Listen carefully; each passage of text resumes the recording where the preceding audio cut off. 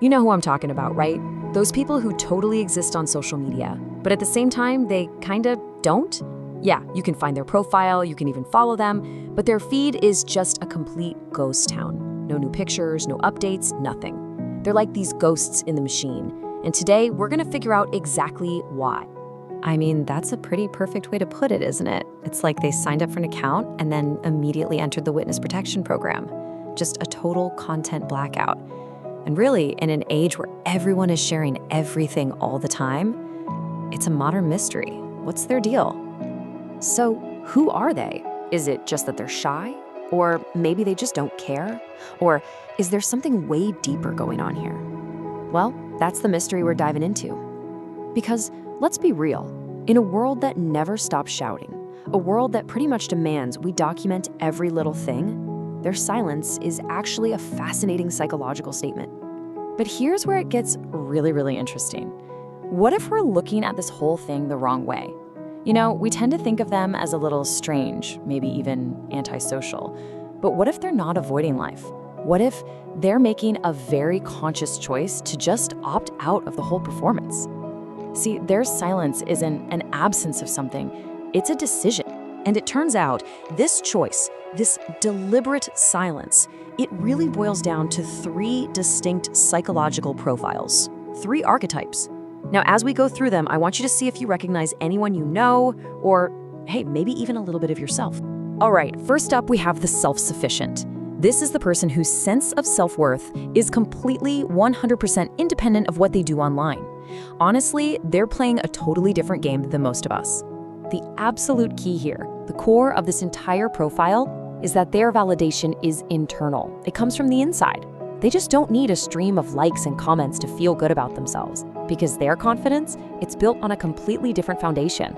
It isn't fragile, and it sure isn't dependent on some algorithm. This really breaks it down perfectly. They aren't chasing that little dopamine hit from likes because their identity is already solid. Think about it.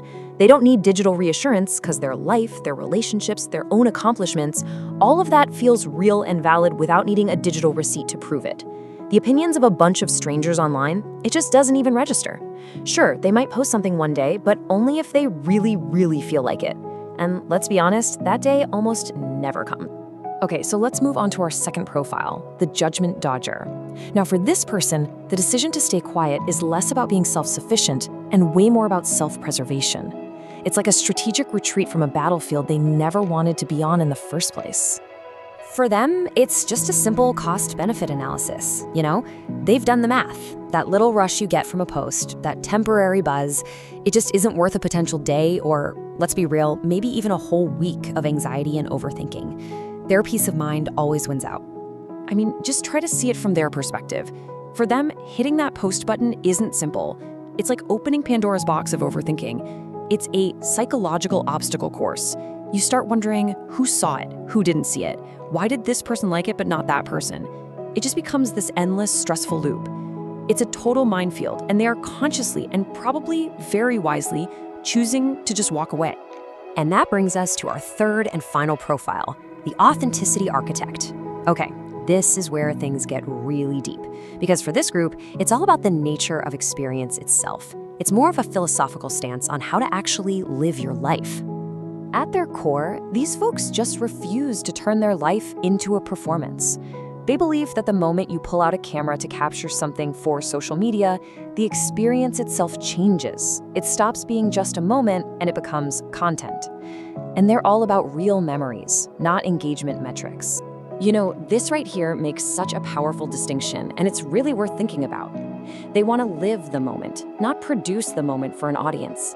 The second you start thinking about the right caption, or the best filter, or the perfect angle, the focus shifts from, wow, this feels good, to, I hope this looks good.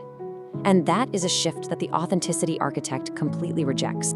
For them, a beautiful sunset doesn't need 100 likes to be real. A great vacation doesn't need comments to be meaningful. The value is already in the experience, not in the public performance of it. They believe a moment shared between just 2 people is just as valid, if not more so, than a moment broadcast to 2,000.